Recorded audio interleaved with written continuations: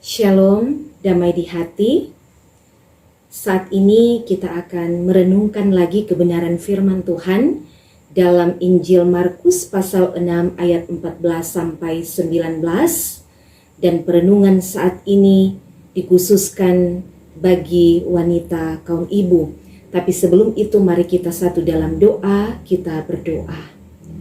Ya Tuhan Allah, Bapa kekal di surga, kami mengucap syukur untuk kasih dan karunia-Mu dalam kehidupan kami.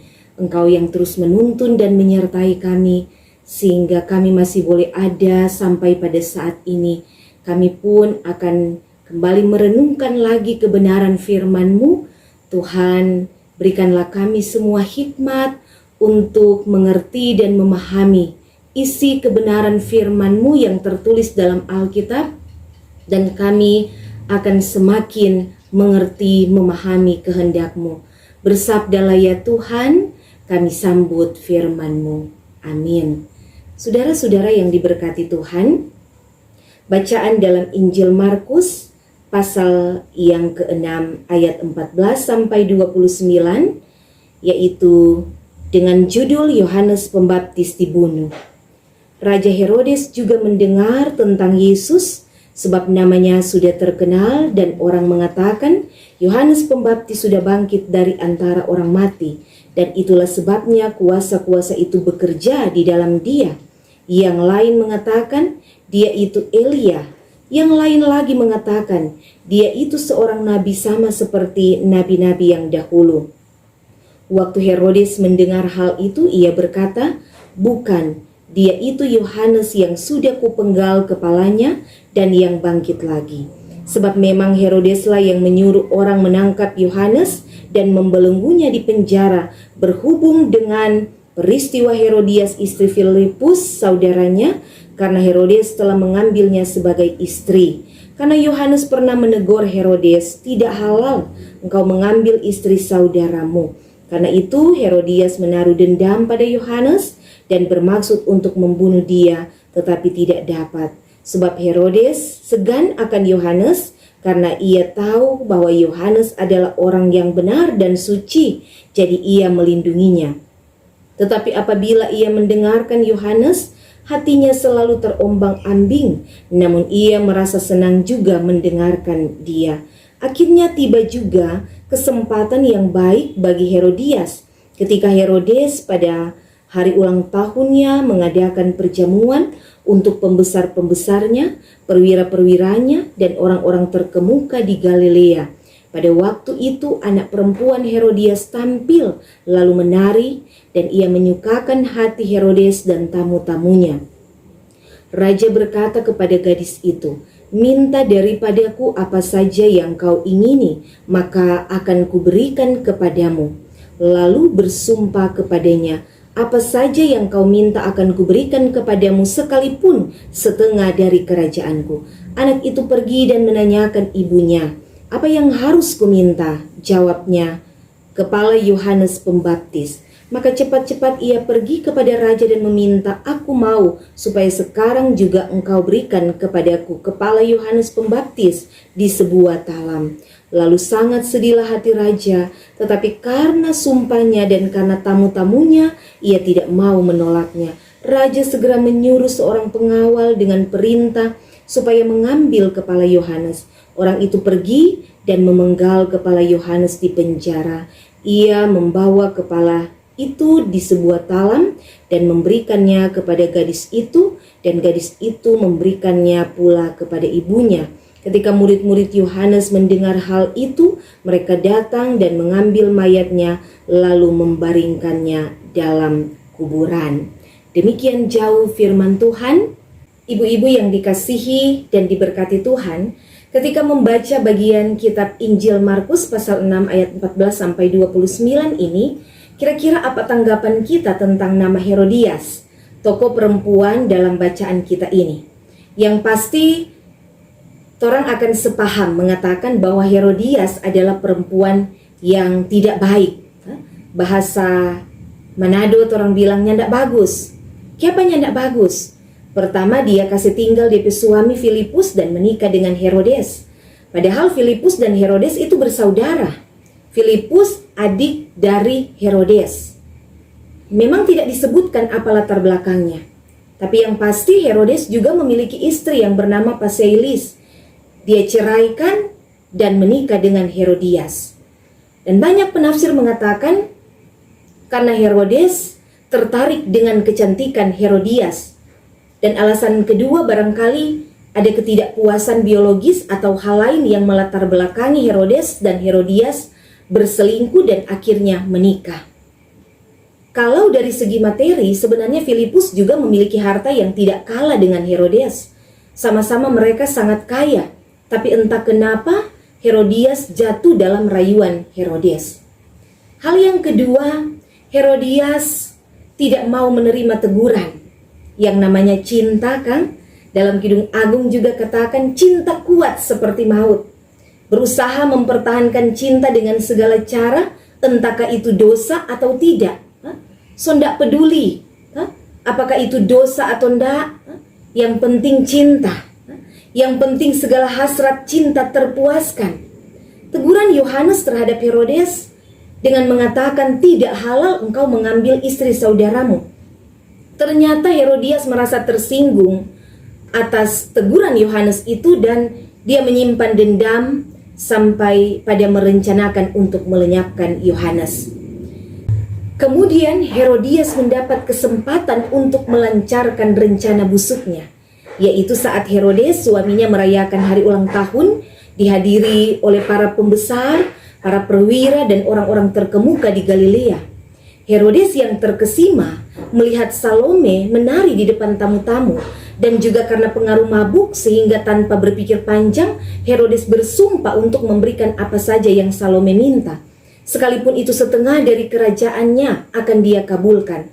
Inilah kesempatan Herodias ketika anaknya Salome datang bertanya kepadanya untuk meminta apa kepada Herodes. Maka Herodias mengatakan kepada anaknya, mintalah kepala Yohanes Pembaptis di sebuah talam atau semacam baki. Salome mengatakan demikian kepada Herodes. Hal yang tidak diduga sama sekali oleh Herodes. Namun karena janjinya dan karena rasa gengsinya di hadapan para tamu, maka permintaan itu dikabulkan. Herodes memerintahkan untuk memenggal kepala Yohanes di penjara dan kepala Yohanes dibawa kepada Salome, kemudian diserahkan kepada Herodias.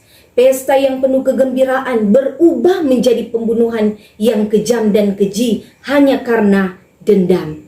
Seperti drama yang mengerikan. Saudara-saudara yang diberkati Tuhan, Herodias tidak memiliki hati nurani. Karena dendam, iblis merasuki pikirannya. Karena dendam, seseorang bisa berniat jahat. Karena dendam, membuat seseorang tidak lagi merasa takut melakukan tindakan keji dan kejam, tidak takut lagi berbuat dosa. Perselingkuhan, dendam, dan pembunuhan bukanlah jalan keluar, melainkan membawa seseorang pada jalan kehancuran. Mungkin Herodias beranggapan bahwa kalau Yohanes mati maka dia bisa hidup bahagia bersama Herodes. Tapi kenyataannya berkata lain, gagal total.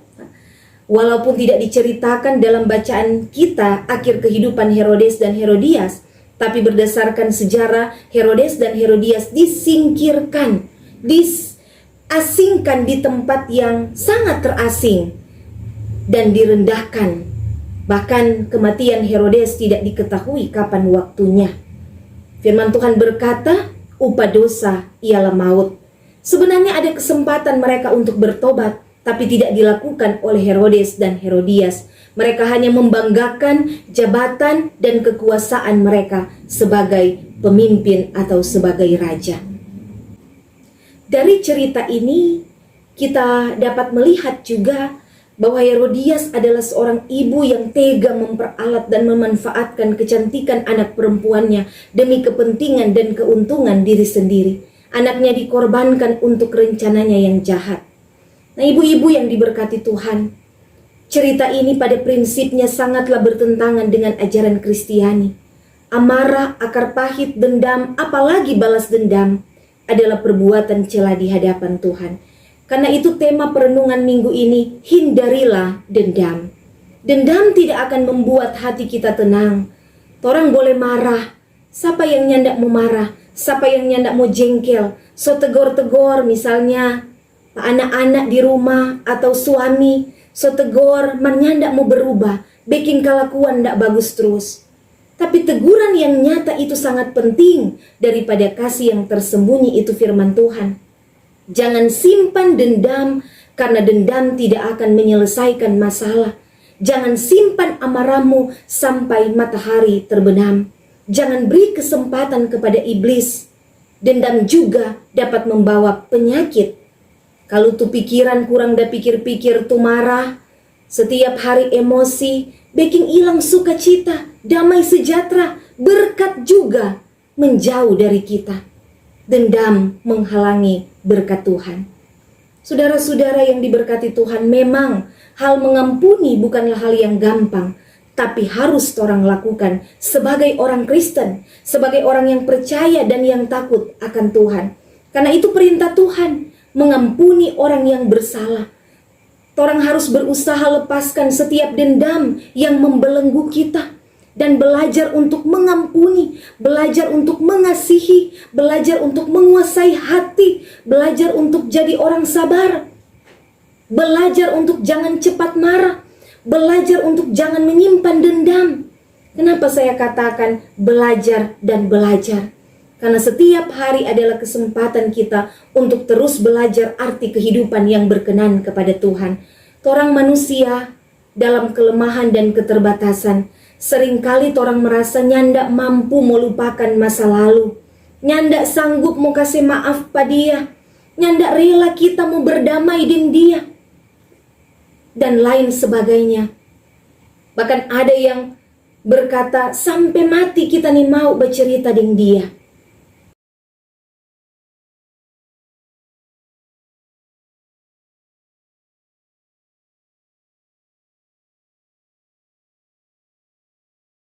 Pertikaian dan fitnah hendaklah dibuang di antara kamu.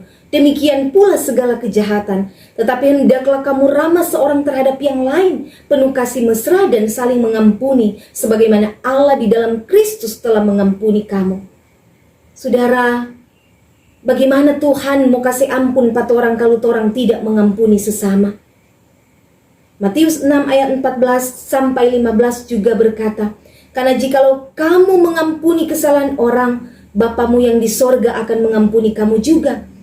Tetapi jikalau kamu tidak mengampuni orang, Bapamu juga tidak akan mengampuni kesalahanmu. Kasih Tuhanlah yang akan pulihkan pada orang. Kasih Kristus yang membawa damai akan mendamaikan hubungan yang rusak di antara kita dengan sesama. Dan ada berkat di balik mengampuni. Selain dosa kita diampuni, kita diberkati dengan kedamaian dan sukacita. Akhir kata, jangan ada dendam di antara kita. Tuhan memberkati kita. Amin. Mari kita berdoa.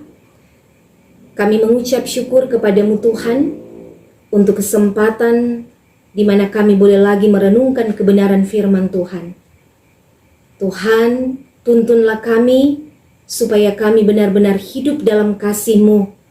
Kami boleh hidup saling mengampuni, tidak menyimpan dendam, amarah, iri, dengki, akar pahit. Tuhan berikan kepada kami hati yang mau berdamai, hati yang mau mengampuni, hati yang mau mengasihi, supaya kehidupan kami diberkati. Ini doa kami Bapa. Kami serahkan seluruh kehidupan kami ke dalam tangan kasih-Mu. Demi Yesus Kristus Tuhan dan Juru Selamat kami berdoa kepadamu. Amin. Ibu-ibu yang diberkati Tuhan, demikianlah firman Tuhan saat ini. Kiranya firman Tuhan ini memberkati kita semua. Dan sampai kita jumpa lagi pada perenungan-perenungan selanjutnya.